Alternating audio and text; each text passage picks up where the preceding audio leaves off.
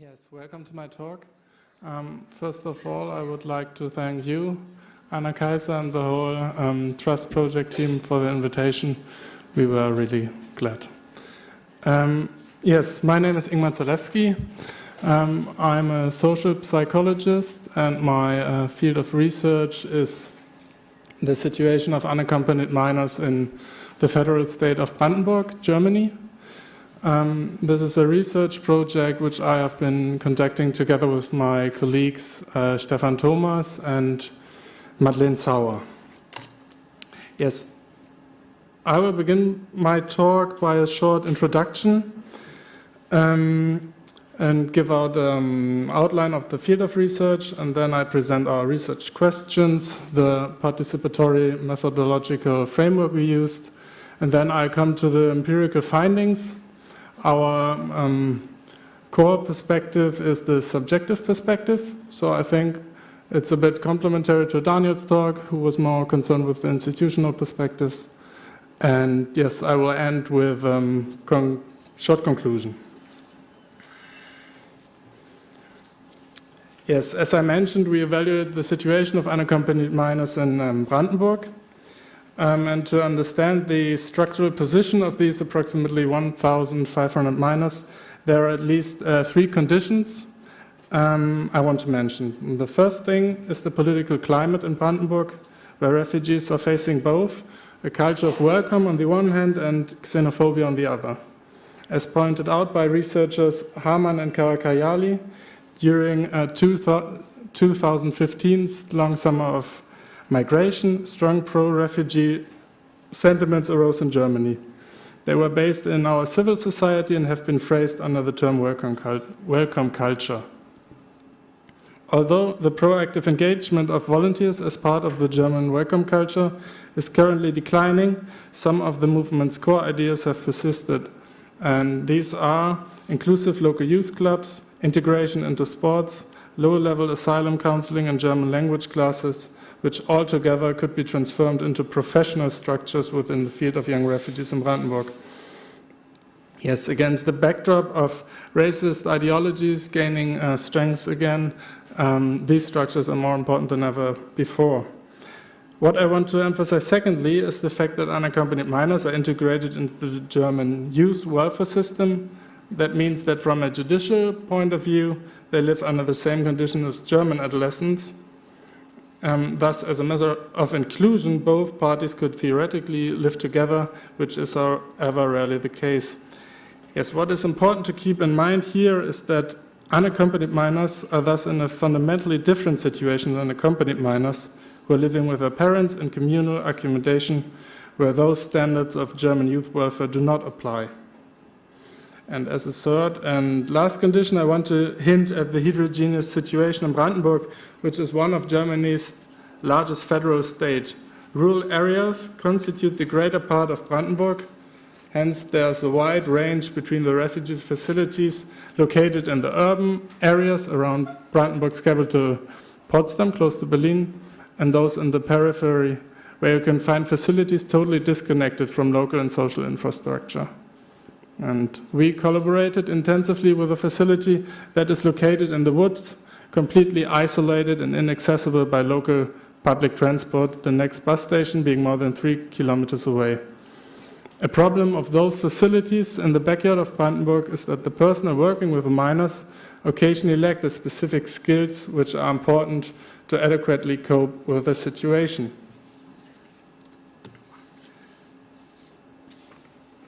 Now, looking at the minors in total, we talk about a group of 1,503 adolescents, mainly between 16 and 18. And as you can see in the figure, almost 90% are between 16 and 18. What is most striking is the great variety of countries they call their home. However, since 2015, the situation has been changing continuously.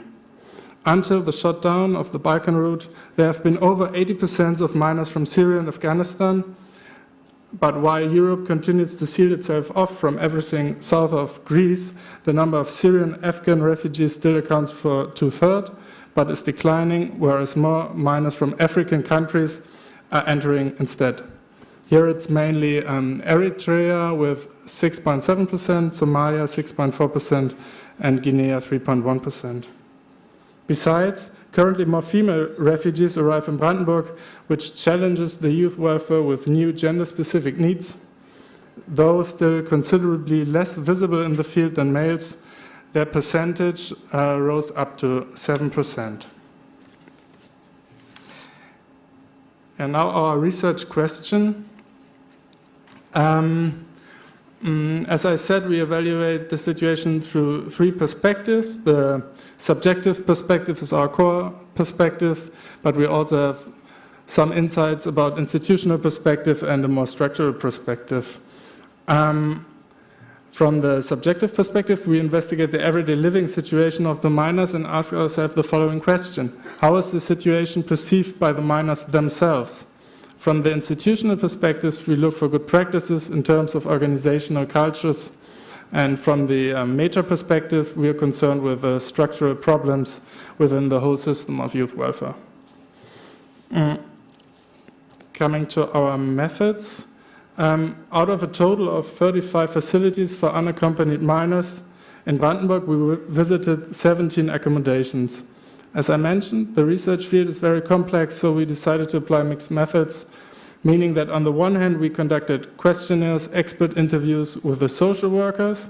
On the other hand, we approached the minor subjective perspective through a question as well, and with the help of group discussions, interviews, and ethnographic participant observations. However, the heart of our research is the so-called peer research method, which is deeply rooted in participatory methodology. By applying the peer research method as a radical participatory research tool, we aimed at addressing the minors as experts of their own life and situation, and thereby empowering them to become co-researchers. Therefore, we formed a group of 8 minors, all diverse in nationalities, with whom we have been working in several workshops on the issue, what is it like to be new in Brandenburg? Another aim of these workshops was to prepare ourselves as a group doing research with their peers, other unaccompanied minors in other facilities in Brandenburg. We visited 2 of those other facilities this summer, thereby reaching more than 30 minors. And during this peer research weekend, our co-researcher interviewed their peers on the basis of self-prepared interview questions and recorded their experience in little research diaries. That's how the peer research project allowed us to address the minors' perspective not just from our privileged positions as academics, but also from the inside. Our role during the project was rather to step aside, to create a frame and provide a fruitful ground, a safe space of intersubject communication in which the minors could use their shared experience to ask each other questions and reflect the situation together.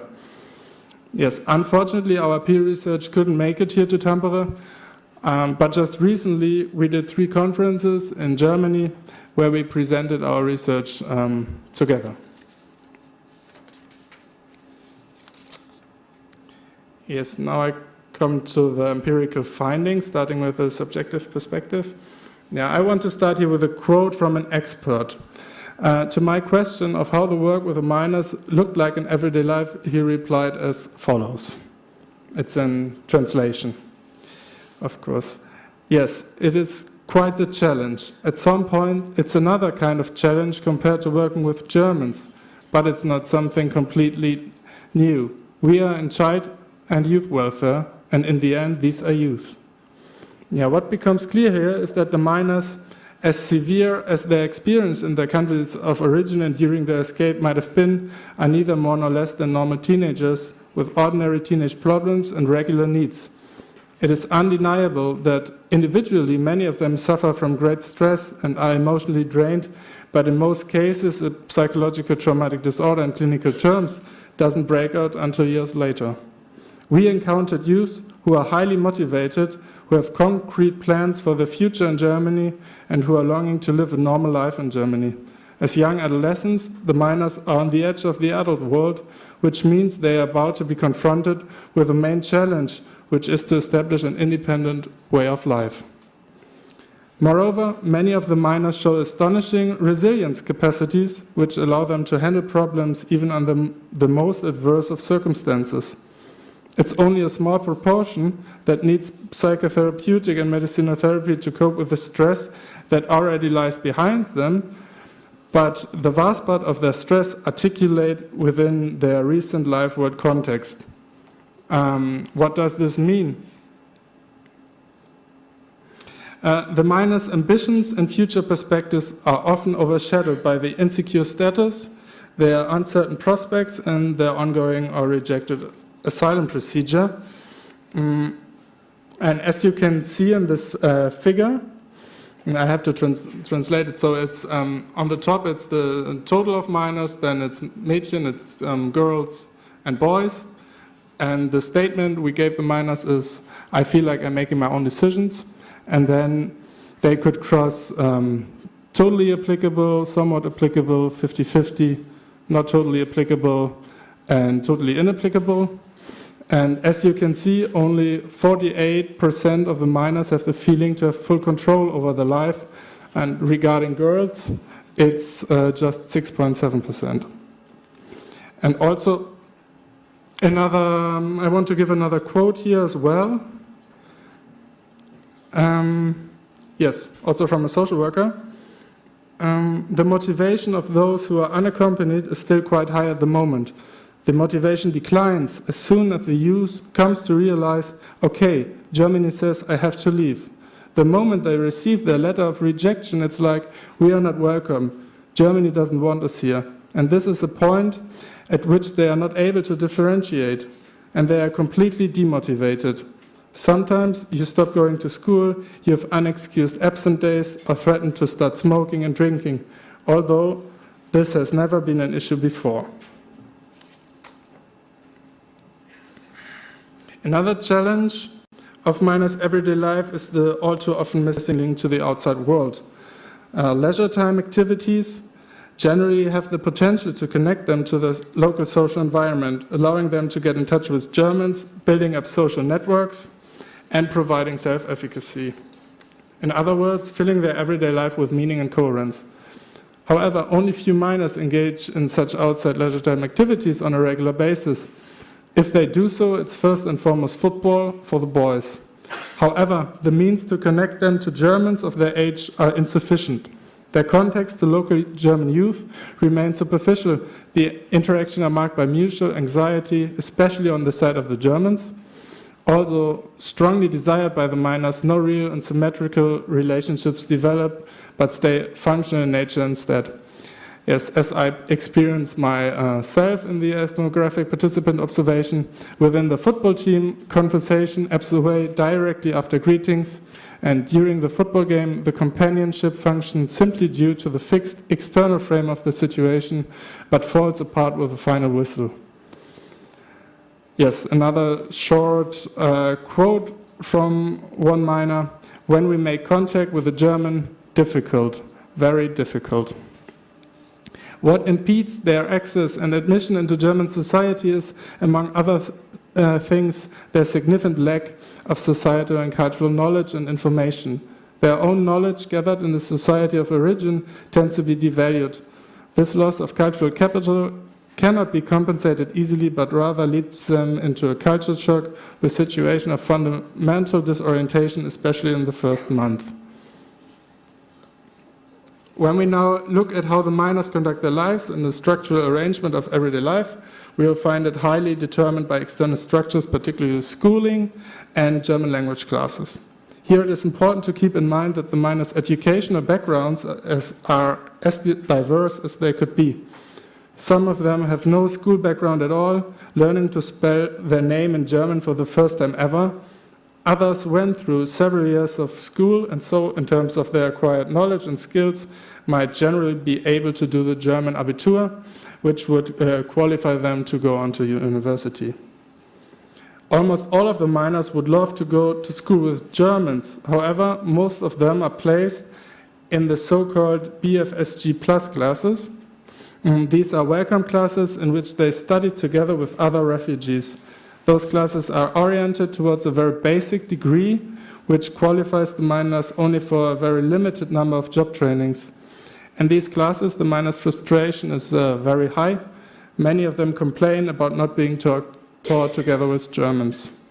Also, in many places, the German classes tend to be rather poor, which gives the minors the impression of not being able to progress with their language acquisition the way they would like to.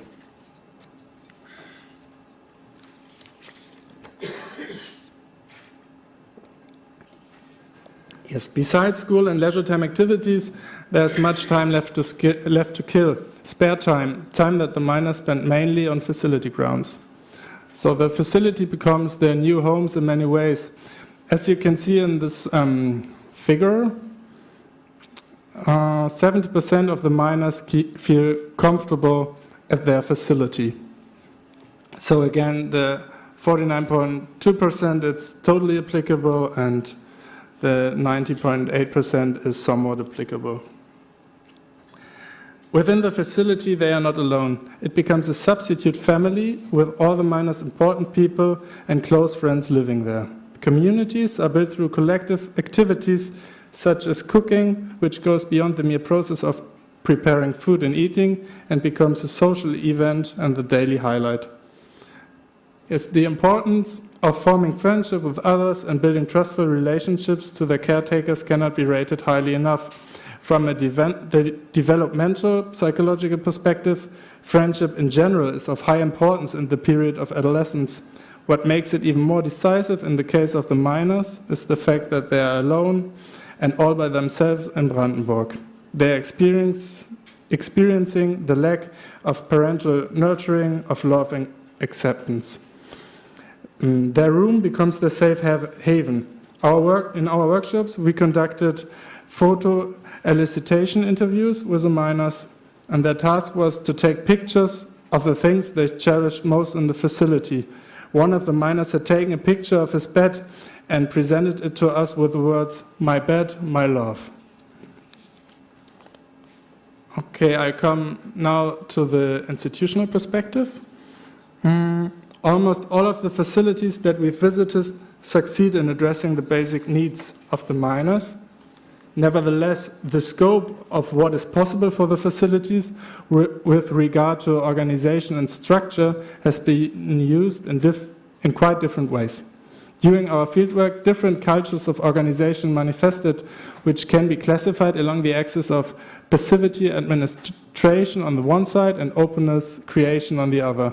Within the passivity administration culture, the minors are above all considered mere cases which have to be processed successfully. A job by the book mentality is predominant. Quite often, the common rooms are sterile and unappealing. The guidelines are inflexible and the minors have few to none possibilities of participating. On the other hand, those facilities which were able to adapt a culture of creation stand out due to a truly warm-hearted atmosphere, mainly due to their employees who pursue a policy of open doors and put great emphasis on the minors' participation in the everyday life in the facility. The creation culture, the minors are embraced integrally with all their needs and issues. It's the long-dated aim to provide a perspective for them and to support their participation in society actively. Above all, this means intensive networking as a responsible body and an active organization of the social sphere. This was just short, and also the structural perspective is shorter. From the structural perspective, the different transitions, especially in and out of youth welfare, are repeatedly within focus. Upon entering youth welfare, all minors have to go through a process called clearing. During the first 3 months, the clearing procedure is necessary and aims at analyzing the minor's situation, their specific needs, and the degree of required assistance, which is systematically assessed by German youth welfare. However, the side effect of this process is that during this period of time, the minors are literally in process. Most of them don't go to public schools but get internal schooling instead. Also, they may not officially join local sports club. This is why we, also my colleagues and I, see clearing as a critical point of German youth welfare. It tends to slow down the minors in their ambitions. Furthermore, clearing often takes place in specific facilities which the minors have to leave with the end of the process. Sometimes they are transferred to other facilities which might be in a completely different region and thus have to begin the whole process of settling down again. This is how systematic breakups of relationships are produced here. For the minors, turning 18 brings along many changes. For one, they don't have a legal guardian anymore. On the other hand, they have the possibility to call upon the Asylbewerberleistungsgesetz, Asylum Seeker Benefits Act, and move to communal accommodation facilities. The other option is to apply for and receive state support for young adults, Hilfen für junge Volljährige, which would allow them to remain within youth welfare. The main aim of these programs is to support the minors on their way into autonomy and independency, even beyond their 18th birthday. In almost all of the cases, this option is preferable to moving to a communal accommodation facility. Nevertheless, some minors opt for the change to the latter simply based on false financial incentives. It's only in hindsight that they become aware of the importance of the tight bonds they had. One social worker describes this as follows. And the moment they are out of welfare and the close ties are gone, I don't know how they cope with this. And we observe this in those boys who at the age of 18 say, okay, no need for youth welfare anymore. I go to the transition facility. Most of them want to come back, but then technically this path doesn't exist anymore. Then they are simply out of youth welfare, because it's only then that they realize what they actually have here due to these tight relationships and opportunities that we have here. Okay, now my last slide. I will come to a conclusion statement. From the perspective of the subject, the processes of acquisition of knowledge remain decisive. In turn, these processes always depend on the experience the subject itself makes. Only knowledge that is self-experience becomes a piece of information that is a relevant one for everyday life. What kind of experience the minors make in terms of social acceptance or refusal is, on the other hand, a question the German society has to face up to. Diminishing the risk of minors' high aspirations being forcefully turned into demotivation of the subject is a responsibility the German society has to live up to. To give the minors a real chance of settling in Brandenburg would require all support systems to be taken into account, the facilities, the schools, and the local institution. Currently, they vary too much within the range of passively administrating and actively shaping the minor situation. However, in the face of the huge factual challenges, mere administration is not enough. We have to learn from good practices of enabling minors to participate in society instead. Otherwise, another new generation of migrants will be produced. Another generation that doesn't see its chances in this country, but is sorely supported and sustained by the welfare state and remains stuck in their chancelessness. This is also a point where welfare state tends to get cynical. It only addresses the symptoms, existential flaws, but doesn't perceive the opportunities that would enable the subject to be capable of acting in meaningful ways in his and her everyday life. Thank you very much for your attention.